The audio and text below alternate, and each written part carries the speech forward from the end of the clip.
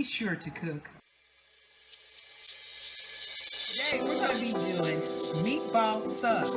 We're going to do everything homemade. And I'm going to add a little Creole seasoning inside of there. It's going to give this a great stir. That guys, I am good to go. I hear you. Yes. Oh my God, that is wonderful. So that was about 4 to 5. I'm back. Bye.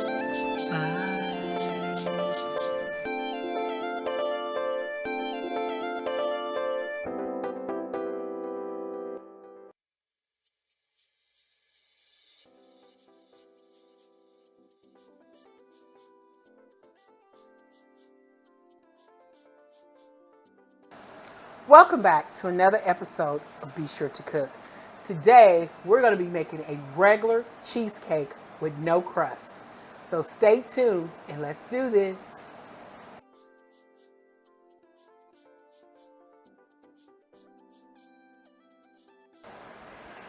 I did some spring pans for my cheesecake.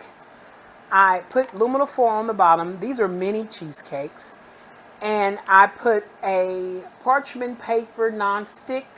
I cut off the rim and put them in the bottom. So I'm hoping that they don't leak because some of the spring pan, that's why we put the paper in the bottom, hoping they don't leak. Okay, then we're going to put exactly, I measured it, 2 cups of water in this pan. As you know, I have a rack here that goes at the bottom. It's going to keep it kind of elevated. Most people take their cakes and they take water and they put them up halfway. But since I'm kind of iffy about it, I'm just going to leave it right there at the base of it, the water. And we're going to just cook them like that at 325 degrees. But first, we got to make the mix. Okay, so let's get to it. All right, now we're going to get to our filling mix that we have. We're going to open up 2 Philadelphia cream cheese and 1/2 Philadelphia cream cheese. Okay, this is my first, and I'm greedy, so I'm going to scrape all the remains out of here and make sure everything gets in the pan. Okay, going on to my next one. Okay, my second one. I'm gonna open up this one. Third, that is my half. You just cut that in half. Make sure these are room temperature. Let's beat this until it gets a creamy mix. After I blended this very well, I'm gonna add 1/3 cups of granulated sugar. And I wanna really beat this because I want that sugar to really mix in there. I don't want sugar grains.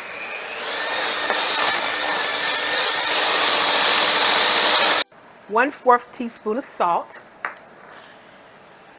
2 tablespoons of all-purpose flour. I'm just going to sip this in here. Great. Start to mix well. Flour on the sides. I'm just going to scrape down the flour.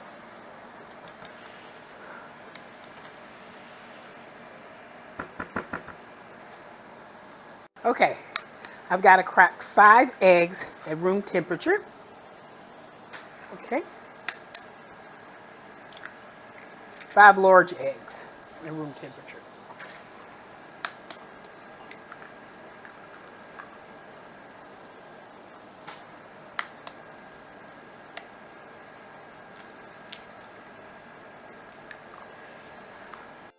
And then my last egg, I always crack on the bowl, hoping everything's in there. Okay, so these look very great.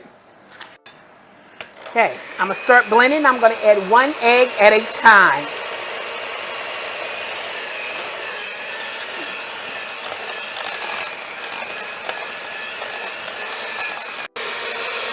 Okay, second egg. Third egg.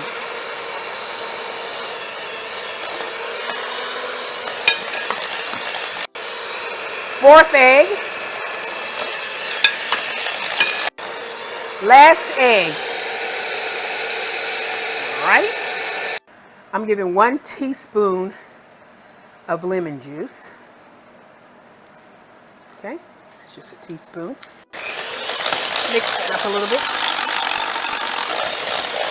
I'm going to need 2 teaspoons of vanilla extract. Got to have a little flavor there. I'm going to put something else in here also, guys. That's 1, and that's 2.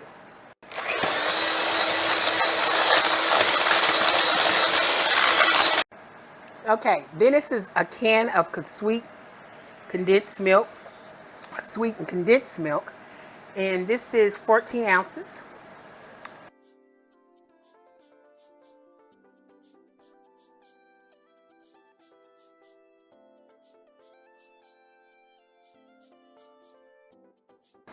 Okay, we got to scrape down the sides. We didn't get a chance to scrape down any of these sides. Okay. Okay, my secret is 1 tablespoon of Jim Beam. So it's gonna cook off anyway. It's gonna give us a little bit of flavor. Let's go ahead and mix that up.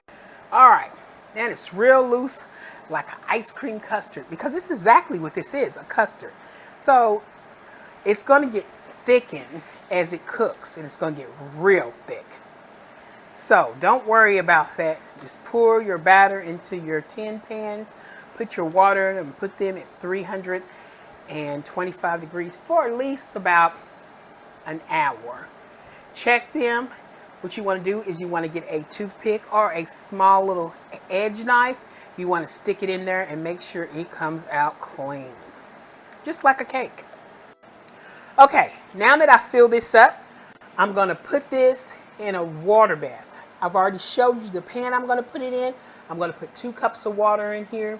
I'm going to put it in there and I'm going to put it on 325 degrees. Check it about 30 minutes to make sure it, your oven could cook a little different. My oven cooks different. Your oven cooks different. Temperatures are different in different ovens. I got an older oven. So do 325. Check it about 30 minutes. Make sure, it's cooking good. If you think it's cooking good and it's got like a brownish on it or it looks like a foam, stick a toothpick or a really sharp thin knife. You don't want a big fat cut in it. You just want to test it. If it comes out clean, then it's done. Take it out. Keep checking it. Leave this in here about an hour, but keep checking it because like I said, your oven could be different. Let's do this. Okay, I measured it out. 3 cups of hot boiling water. I'm going to put in here where took these just right, like I like them. This is going to go in the oven for 325 degrees.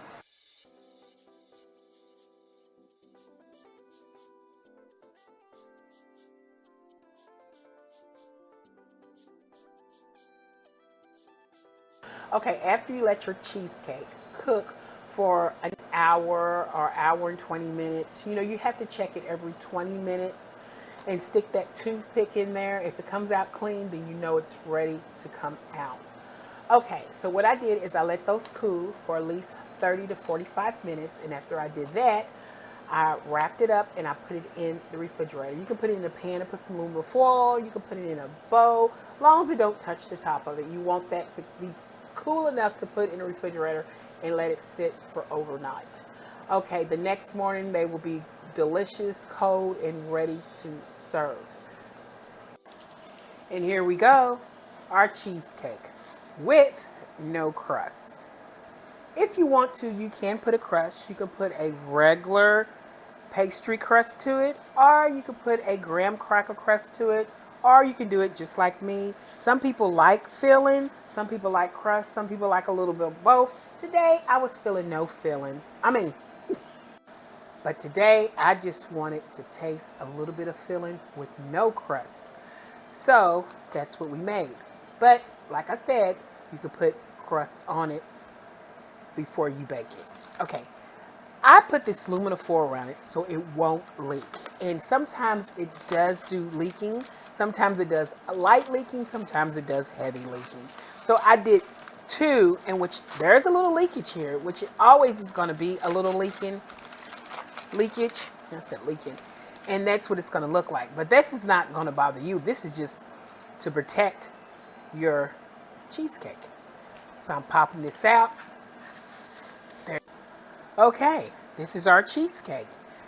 I got a knife, and what I did is I dipped it in a hot water, and I'm going to go ahead and slice down into this cheesecake. Oh, and bringing it back up. Oh, yeah. Going down on the other side. Then I'm going to lift this up.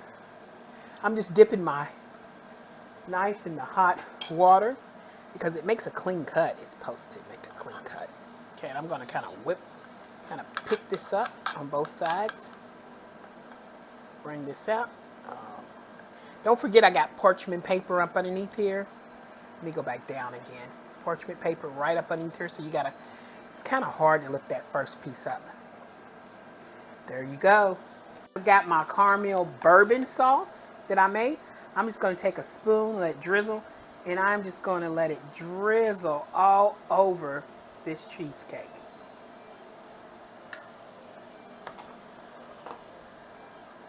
And here we go, my cheesecake with bourbon glaze sauce on the side.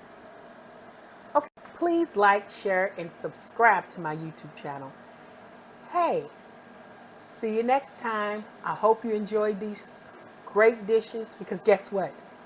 You and me, we did this together. Hey, come back so we can make plenty more great dishes. Bye.